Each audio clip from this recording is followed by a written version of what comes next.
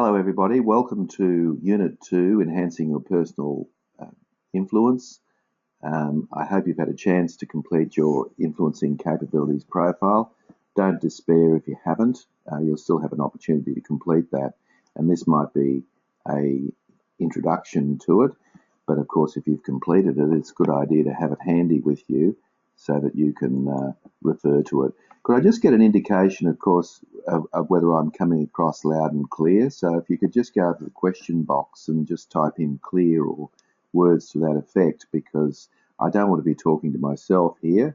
And sometimes this, great, thanks, Donna. Okay, anybody else? All good here, thanks, Michelle. Okay, thanks, Karen. All good, excellent. Okay, sounds like I'm coming across loud and clear. Thanks, Evan. Guys, I hope you had a chance to complete your homework, which of course was to give those positive bits of feedback each day. And the whole idea is to keep doing that. I'm hoping you got some good results. And I'm always interested in your war stories, so don't forget you can email me in this process and talk to me about what you're doing or what you're not doing. Talk to me about, any questions that you've got. Some people might be a little shy to ask questions here online, but I am actually encouraging you to do that. And you'll find as the series goes on, you'll feel a little bit more comfortable with the process. But so just don't be afraid to go into that question box and type in a statement or a question, and I'll respond to it halfway through the presentation. All right, so let's get underway. There are basically three things that I'm hoping that you achieve out of this afternoon's session. And of course, we're broadcasting all over Queensland and lots of different local government organisations. So we're going to look at the whole idea of influence and why it's so important for people who happen to be leading in local government. We'll look at the 4 influencing strategies, and if you've completed your profile, you'll already know what your preferred influencing strategy is. For those of you who haven't, well, you'll have an opportunity to get an overview before you go in and complete your profile. And then what I'm going to do at the end is give you an opportunity to look at a couple of key or core tools that you can use to improve your influencing capability. In my book, The New Influencing Toolkit, I've listed 65 different tools. I'm going to share with you about 12 at the end of today's presentation. And then we're done. And then, of course, you'll have homework to do. And guess what? It will be very much around influence. Okay, there we are. It's on your screen now. Oop, gone again. There it is. You can see that what you've got there is 4 characters that probably, if I asked you to name who they are, you'd probably have a pretty good idea who most of them are. Maybe you might miss one, but essentially you probably have, of course, you would have seen them and you would have read about them and you would have heard of them. 3 of them are dead and 1's still alive. And the one thing that they've all got in common is that they have been hugely influential in their own way. I might also say hugely controversial. So I'm not showing you these characters because I personally like them or even that they are exemplars of great leaders. I'm not doing it for that reason.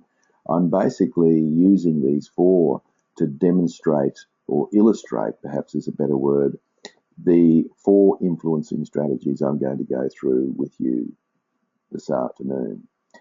And of course, when you look at those characters, they will engender all sorts of emotions inside you. Some of you will highly dislike some of them. Some of you will think they're wonderful. I think the important thing is that what I've been attempting to do here is get some illustrations of influence in action. So just as a quick recap, up the top on the left-hand side, we have former Vice President Al Gore, who also ran for president in 2000 in that very famous presidential election where he lost by a very small margin to George W. Bush in that controversial recount in Florida, the state of Florida. And after he left the White House, he reinvented himself as a climate change activist. And I'm going to talk very much around his activism in that area. And again, it's not the issue that I am promoting. I just want to talk about his style. Then underneath, moving across from left to right, we have Margaret Thatcher, former Great Britain Prime Minister, who was in office for 10 years. And she was a very forceful authoritative figure. People either loved or hated her. Very few people didn't have an opinion about Margaret Thatcher. And then the third one along is Dr. Martin Luther King, who was the the civil rights activist in the 1960s. And he wrote and narrated one of the greatest speeches of all time, I Have a Dream, in 1967. Of course, he was assassinated in 1968, along with Bobby Kennedy. So, highly controversial figure again. And of course, on the right-hand side, we have Mother Teresa, who was just anointed a sainthood from the Catholic Church for her work in dealing with the poor people of Calcutta and other parts of the world. So when you've completed your profile, and I know looking at the names here, most of you have, you may not have been aware, but you can click on the icons and it will show you a short video clip of each of these people in action. And the reason why that's very useful is, of course, you can see their style of influence and how they like to operate. So we'll be talking about these four as we go through this short, sharp session this afternoon.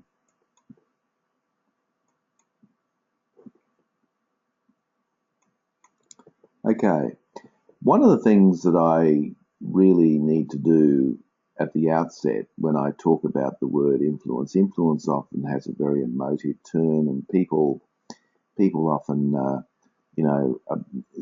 equate influence with manipulation and being cunning and underhanded and abusing power and all of these kind of labels and symbols that we think about.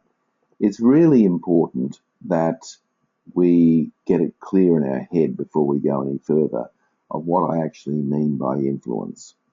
Now, the definition you've got on your screen there is the definition that I use in my book, but you could go and Google influence and you'll get hundreds, thousands, even hundreds, and maybe even millions of definitions of influence.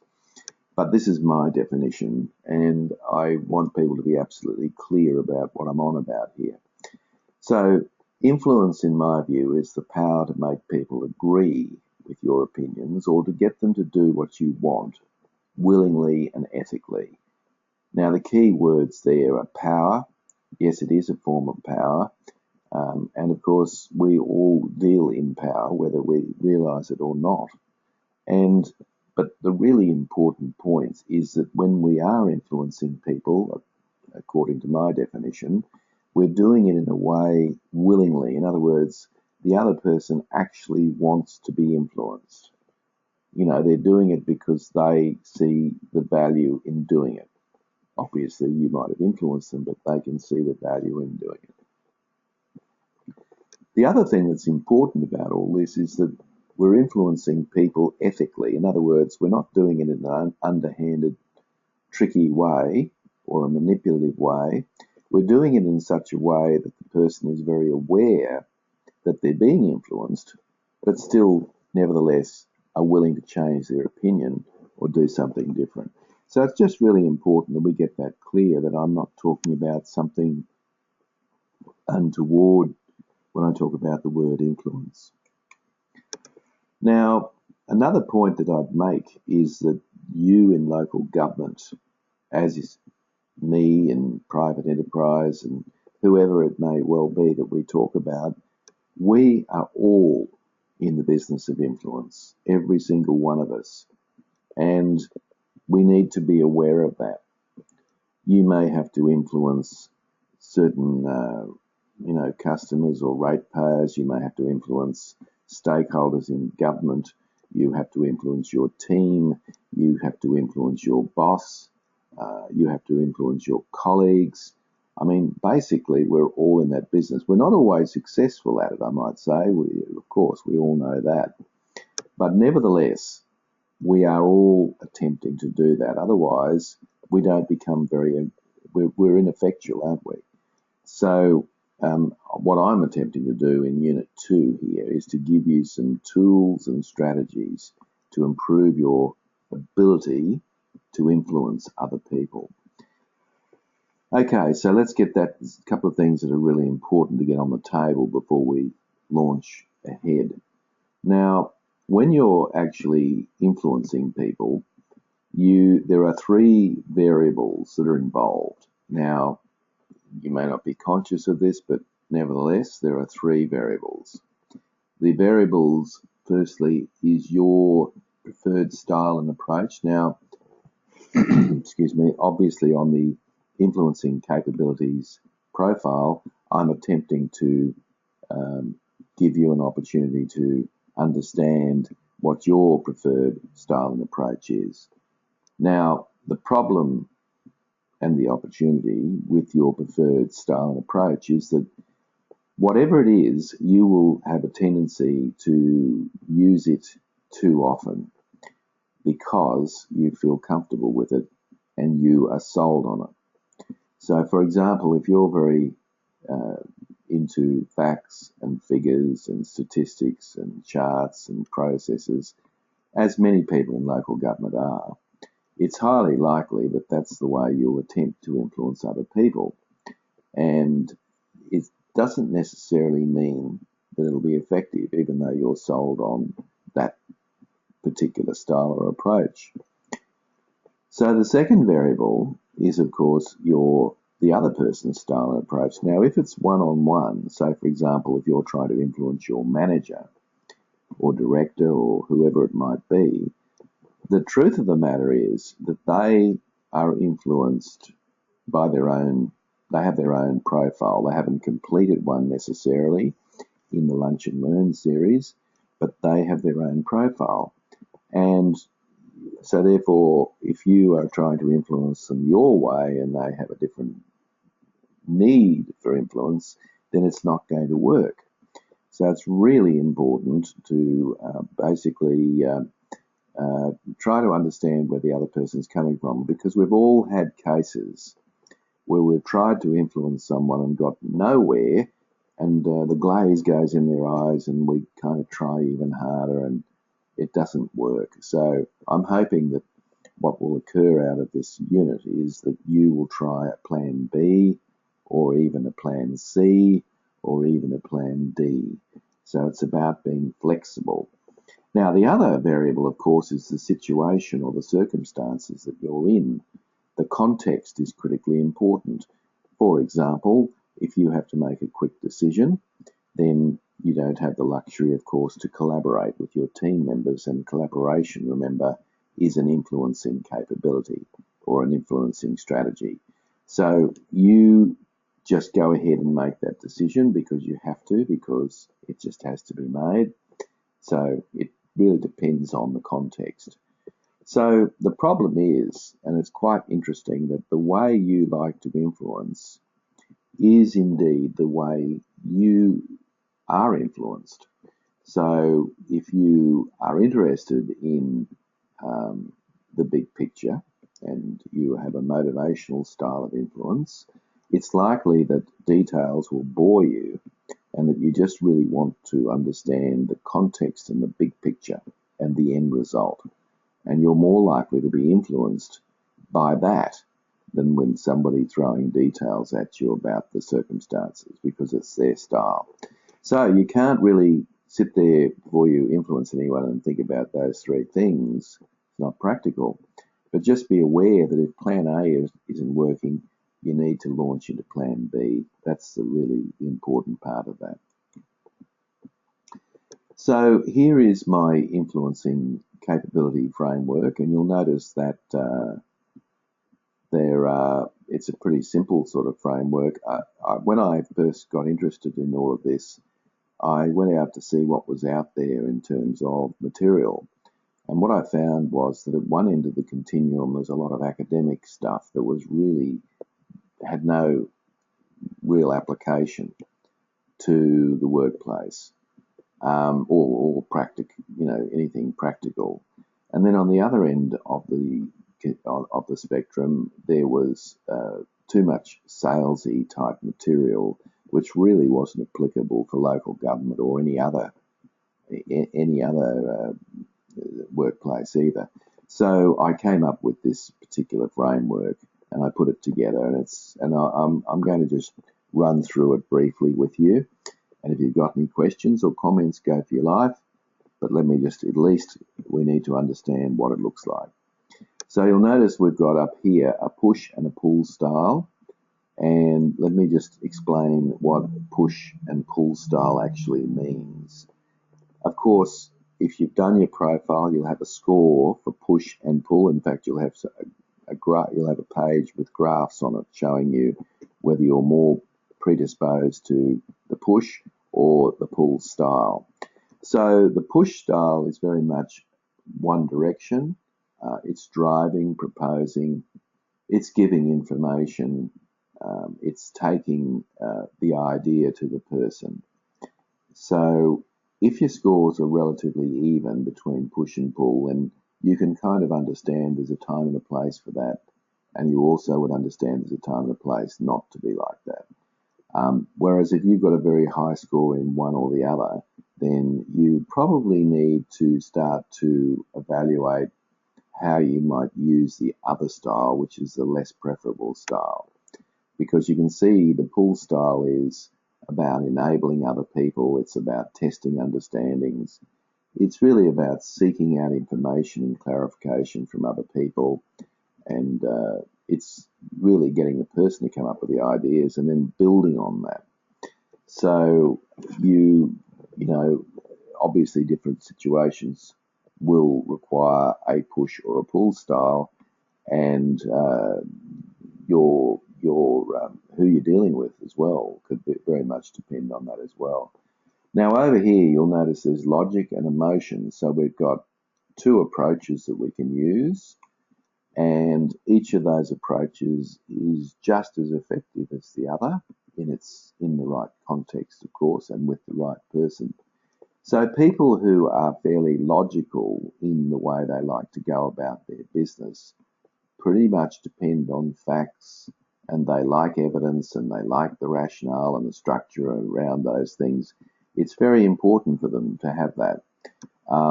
And you'll know that about yourself if you look at your profile, and you'll notice that I've got a relatively high score for logic versus emotion. It'll be very obvious to you that that's something that resonates. Of course, the emotional approach is quite different, and the emotional approach is about feelings and perceptions and values. So it's about, working with concepts and the ideas and so forth.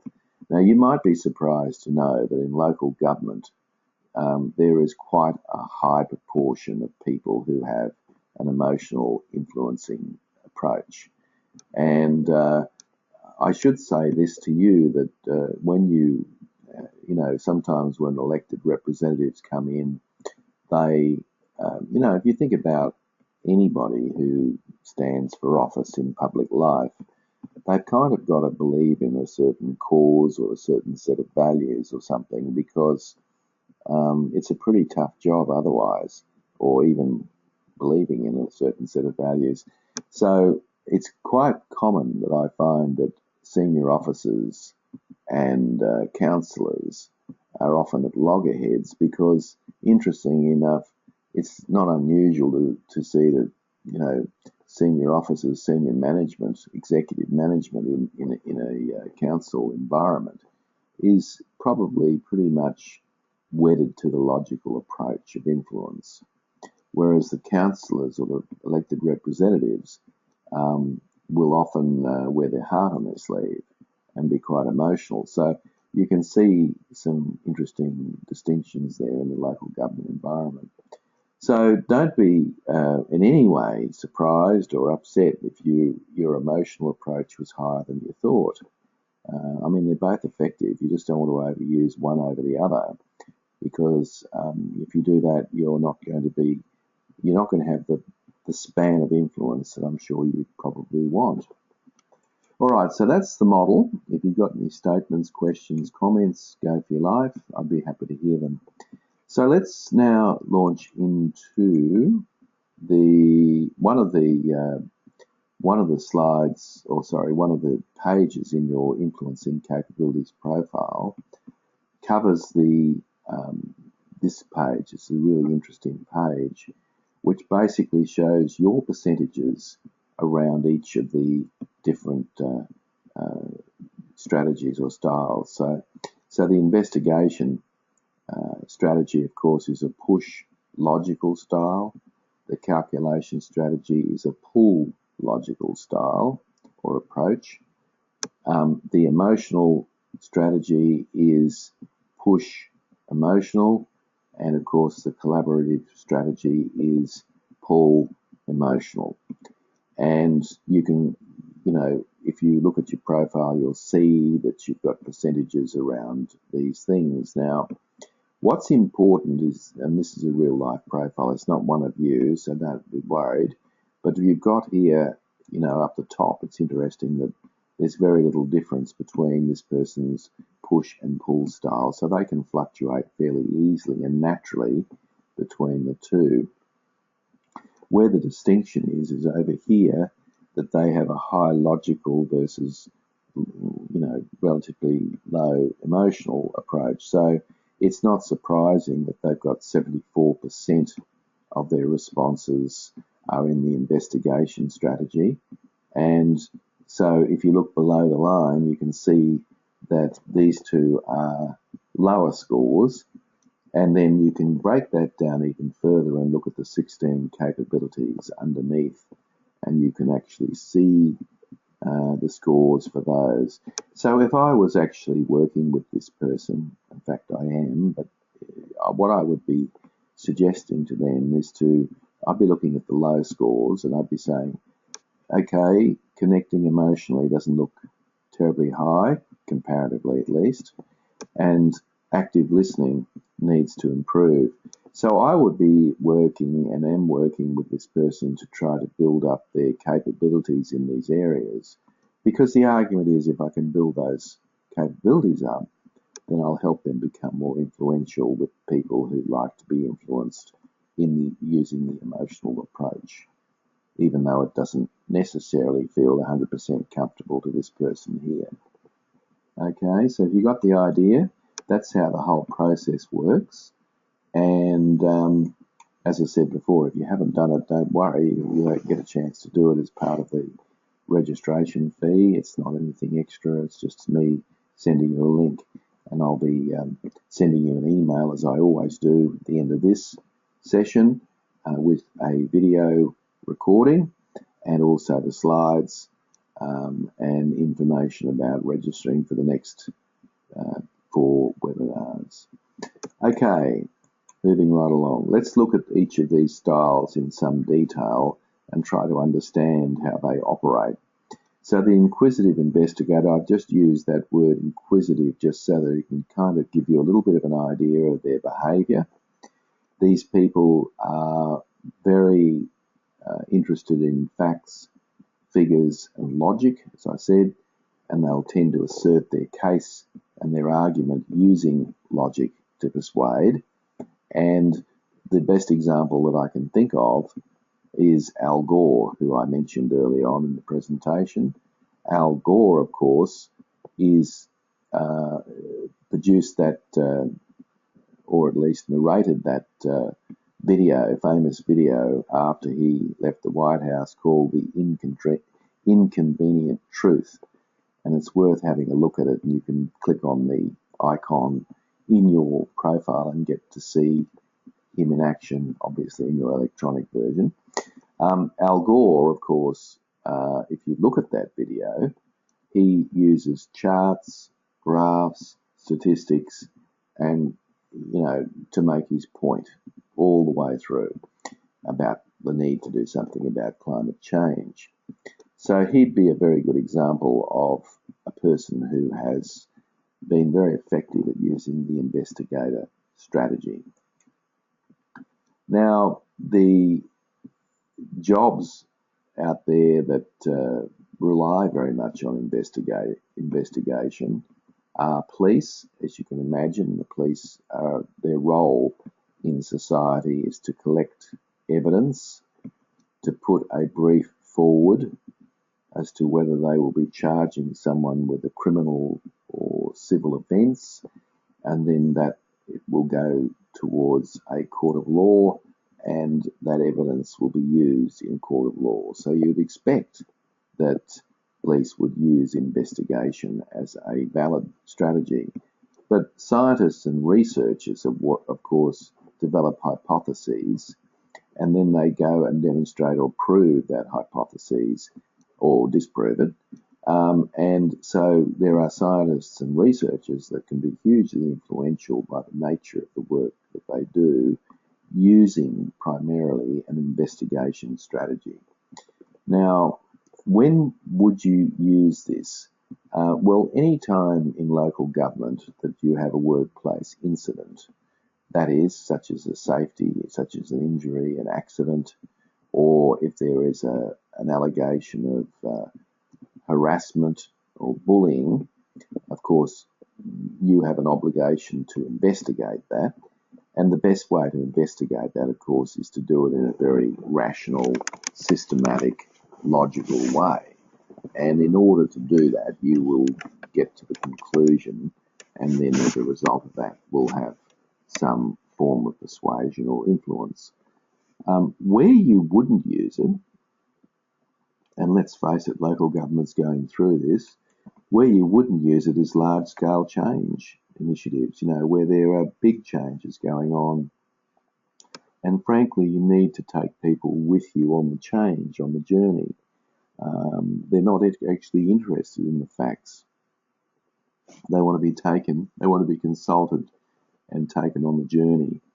And if they're not, then we've usually lost them, and they can be agitators for the change. And I'm sure you've seen a lot of that in local government.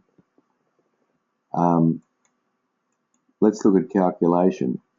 And of course the word there is clear. And I say clear because anyone that has a high preference in calculation does enjoy letting people know where they stand. I can't think of a better example of this than the former Prime Minister Margaret Thatcher. Love her or hate her, people absolutely knew where the line in the sand was.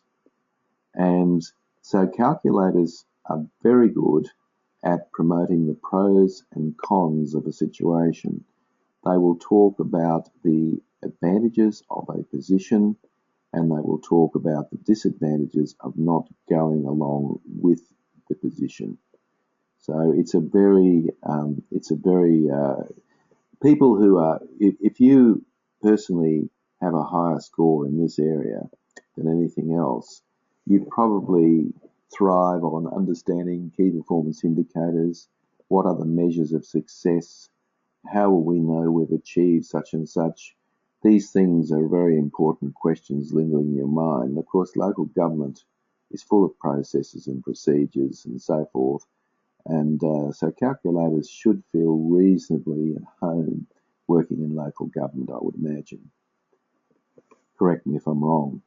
Okay. So people who have a tendency to use calculation as a strategy are people like who are in sales.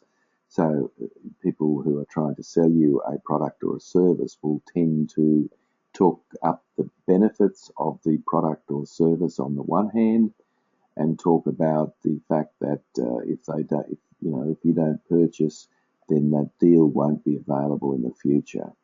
So they very much try to push you into a decision by talking up pros and cons. I can well recall several years ago going past a Harvey Norman's store, and we'd all be familiar with Harvey Norman's. I remember going past the Harvey Norman store, and this was the IT part of the store, and on the front of the window of the store was a sign saying 40% off laptops, which clearly would get anybody's interest. So it certainly got my interest, enough for me to walk into the store. I walked into the store and there was another sign there saying, in order to get your 40% discount, you need to purchase by the close of business today. So that's a classic calculation strategy. Very clear line in the sand. Tempting on the one hand, and on the other hand, you feel as if you'll miss out if you don't get involved.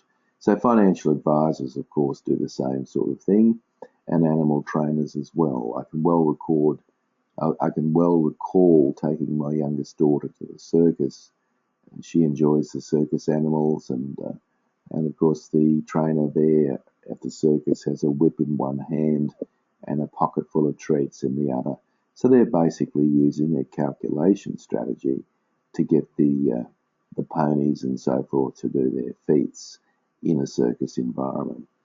So where you would use this in a workplace is where you have any new change coming into your team, and it's going to affect everybody, in a fairly significant way. It's going to affect their working methods particularly. So it's going to require you to sell or talk up the positives of the change. In other words, how are people going to benefit from this new change? I mean, obviously, if you can't answer that, either there are no benefits or you haven't got yourself across those benefits anyway. And also to talk a little bit around why we're doing this. In other words, what would be the consequences of not implementing this new system? So that would be a classic case of where you could talk to them about that. But if there were situations where the direction is vague and unclear, so there's really no clue about where the direction is, people will want that cleared up. So they're not interested. They're not interested in pros and cons if they don't even understand why the direction is taking the direction it is, which gives you some indication of when you wouldn't use calculation. Now, using mindful comes to mind when you think about the motivation strategy. Now, motivators will tend to draw attention to the workplace program, project, or task, and link it as much as possible to the strategic plan. So, in other words, they will make a case or build a bridge between what they're trying to influence and maybe the values of the council, or maybe it's the strategic plan or the vision or something along those lines. Now, Martin Luther King gave an outstanding speech in 1967, as I've indicated, called I Have a Dream.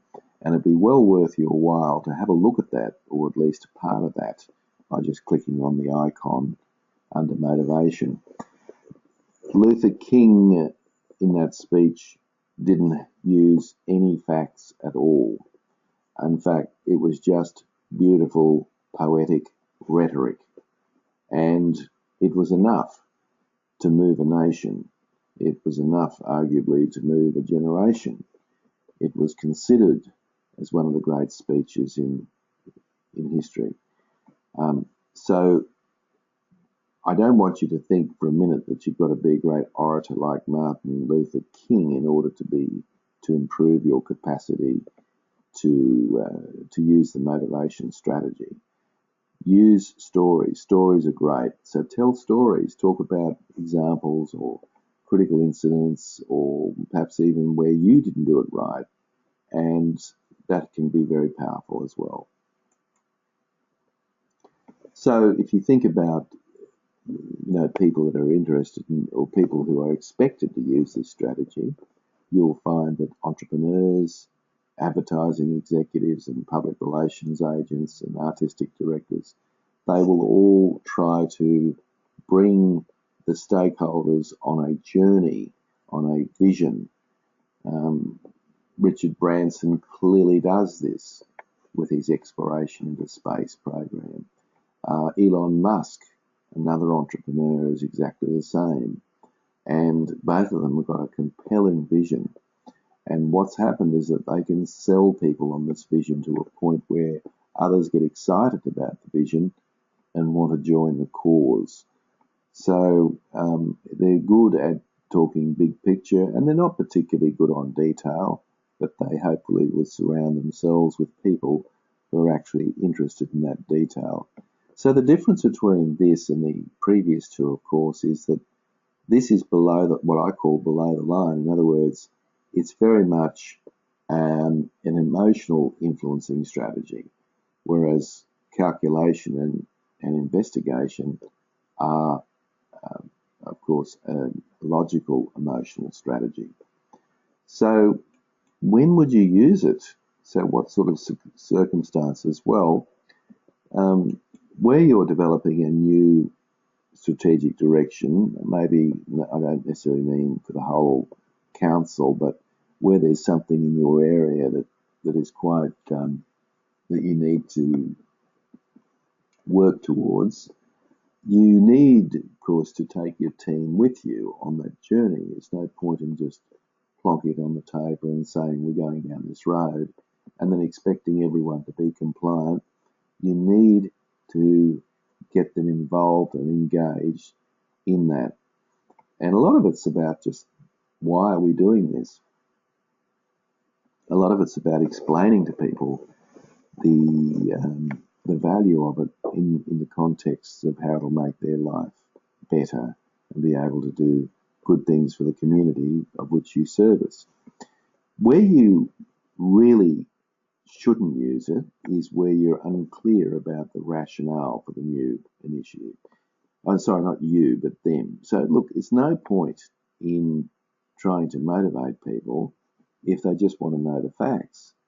For example, and local government's going through a lot of these pressures and have been for several years and probably will continue to, is this whole notion of cost cutting.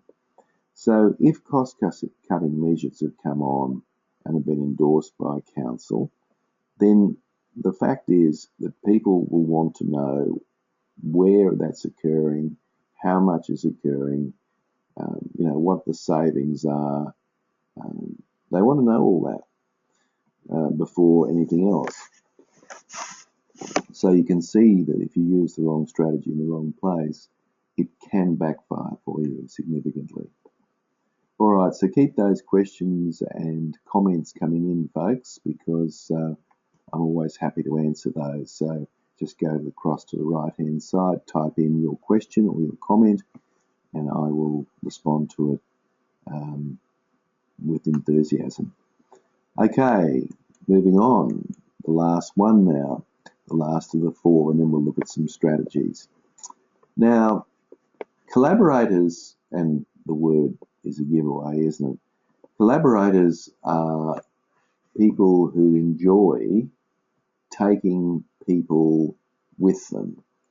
So they are natural team builders, and there's a tendency that they'll work towards creating what the French would call esprit de corps, some spirit in the team. They're good at getting the team to work together, and they get a lot done in that regard. So if you think about Mother Teresa, in order for her to achieve her vision, which of course was to look after the homeless youth in Calcutta initially, and then other parts of the world, she had to get people on board with her vision. Now, you could argue that she probably used motivation to a certain extent but I think the vision itself would sell itself. There are people who are quite willing out there to work to alleviate poverty. But what she had to do, of course, was build good stakeholder relationships. She had to get NGOs on board and government officials. She had to get people who basically were doing this work for nothing to come on board. So she had to collaborate, and she was a classic collaborator. You will hear, as I said, mixed stories about all these four personalities, and that's not my point. I'm simply making the point that these people all had influence in a certain way. So, what sort of occupations and professions would tend to use collaboration?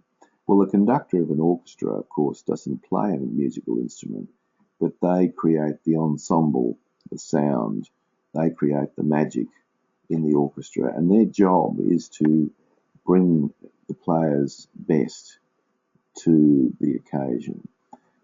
Funeral directors have to deal with a whole lot of complexities as complex stakeholders. No one enjoys funerals, and so they've got to bring all of these different, complex stakeholders together to create a dignified funeral. Choreographers have got to deal with high egos, and in order to do that, they have to keep working with each of them. And if you look at anyone that's a good film director, or anyone that's a good choreographer, or indeed anyone that's a good conductor, they've usually got very good people skills. They're very, very good at dealing one-on-one with people, usually a very important trait. So when would you use it? Well, in circumstances where there is a divergent view, and of course local government's very functionally based, very silo-based, and it's quite likely that you could cite some conflicts in your own organisation between various teams or functions.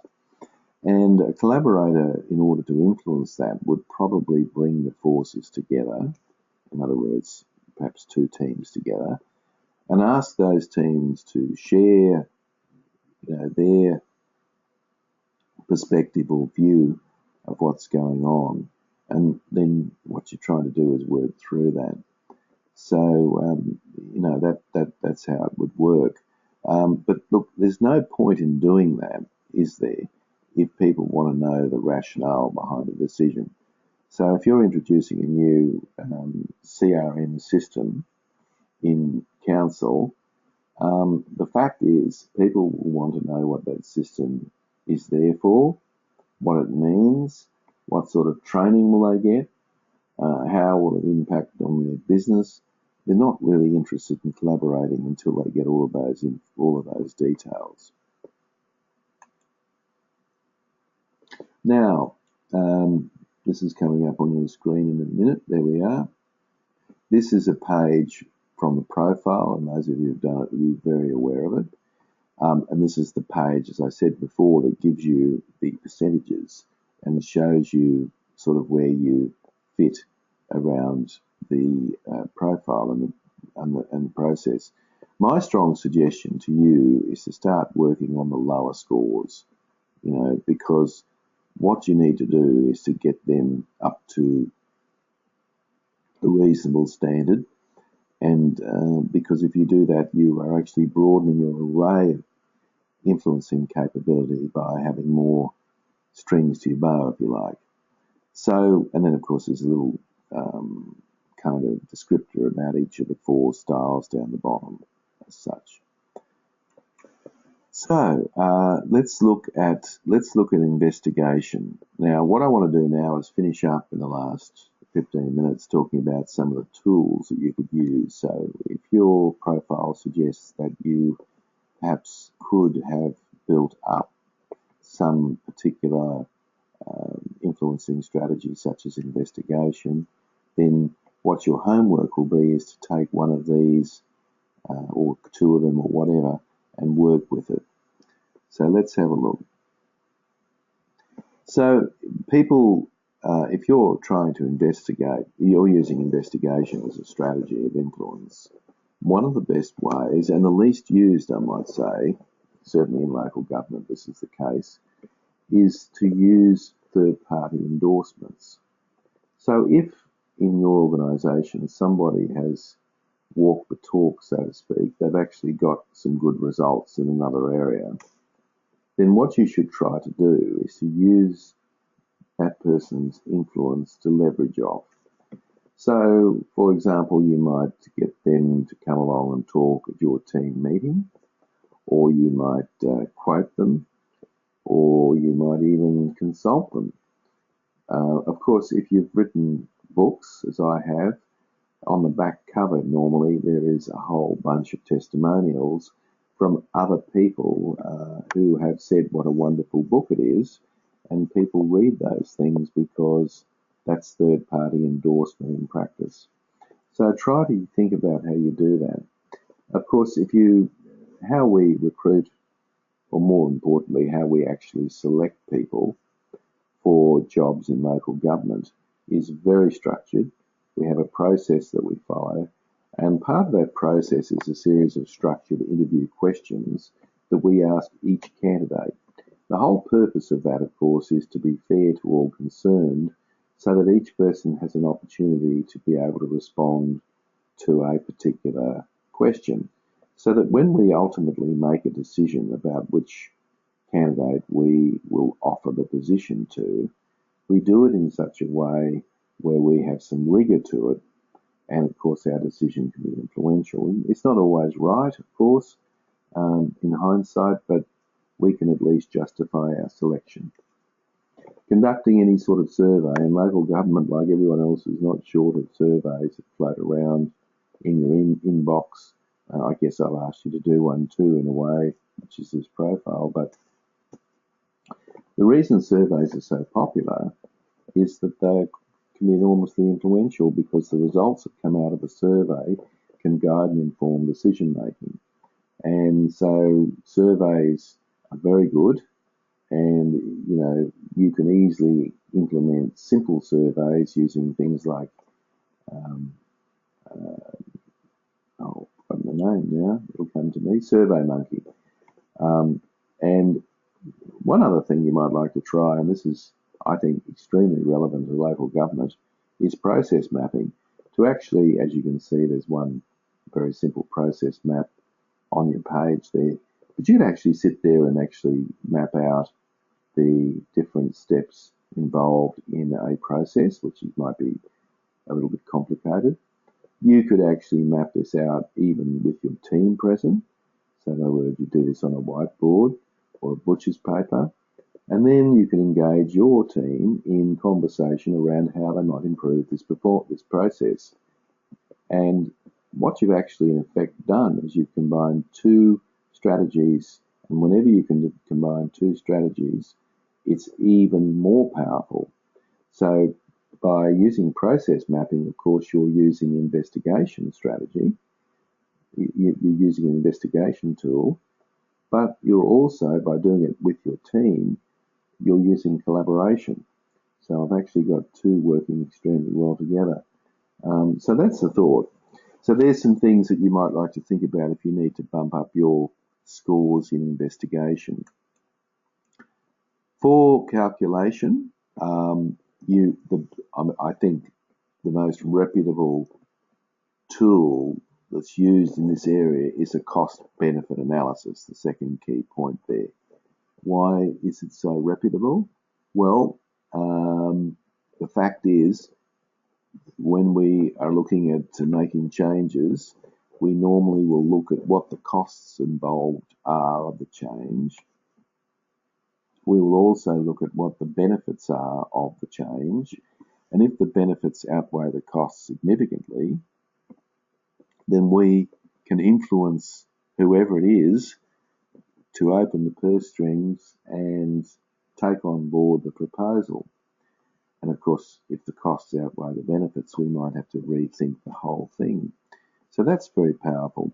Another thing you could think about is a force field analysis, and that is where you sit down and you draw a line down the centre of the page, and on the left-hand side, you write down all the driving forces for change. So you pick a particular change or something that you want to change in your particular sphere of influence in local government. And then on the right-hand side, you write all the restraining forces that are likely to get in the way of change. And you can even assign scores to each of those, so 5, 4, 3, 2, 1.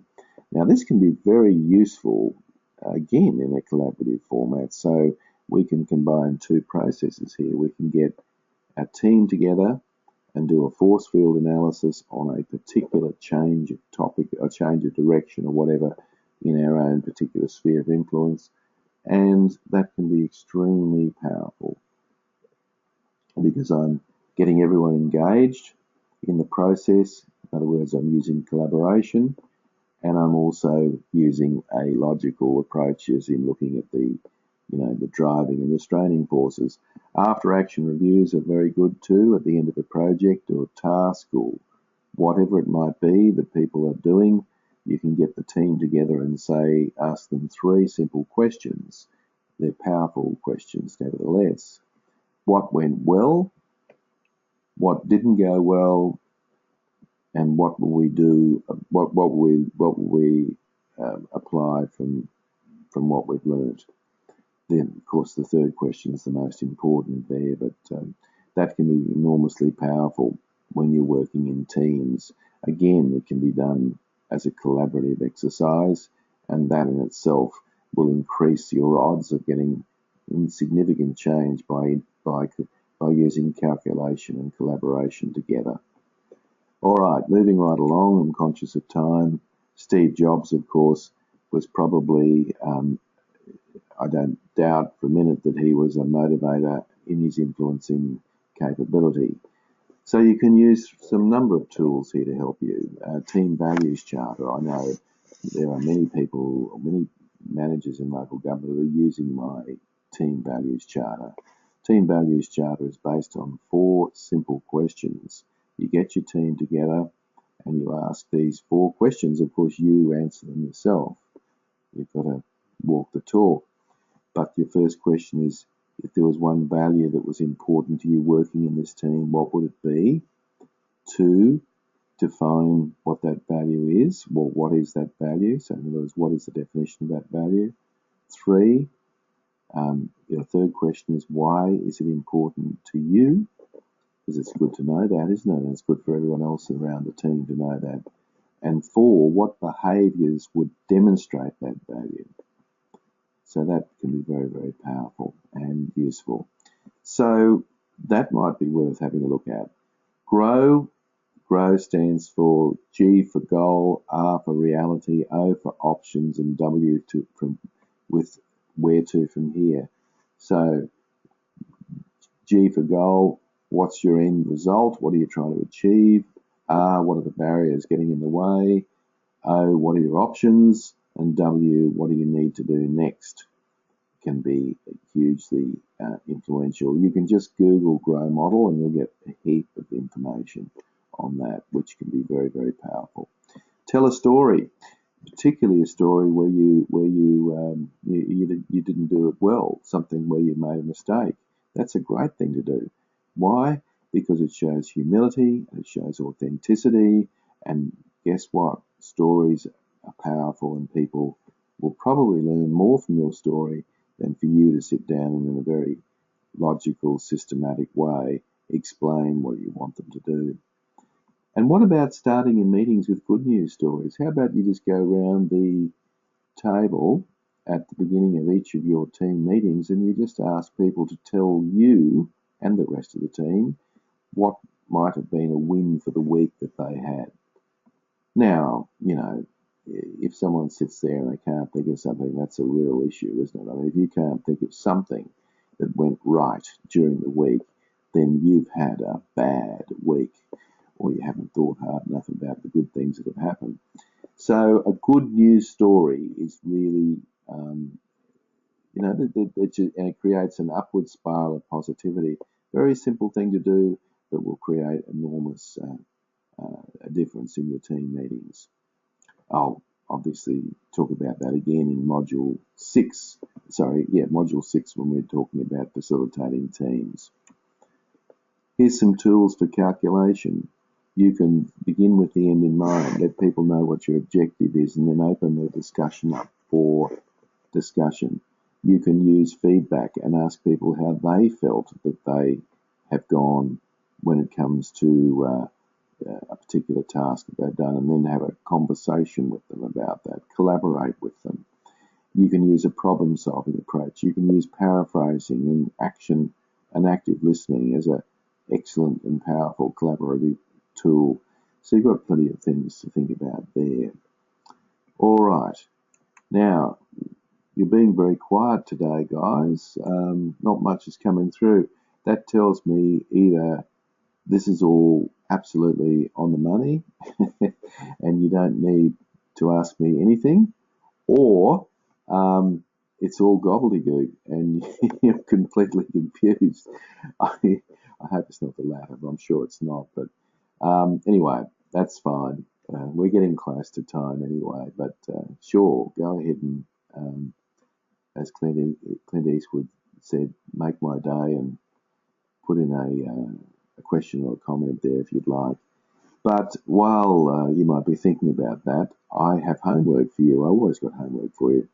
If you haven't done your influencing capabilities profile, it's not too late. You can still do it. Remember that when your organisation signed up for this, or at least you signed up for this, there was a fee, and the fee included the influencing capabilities profile. So you're quite entitled to do it. Send me an email if you've lost all the details or whatever.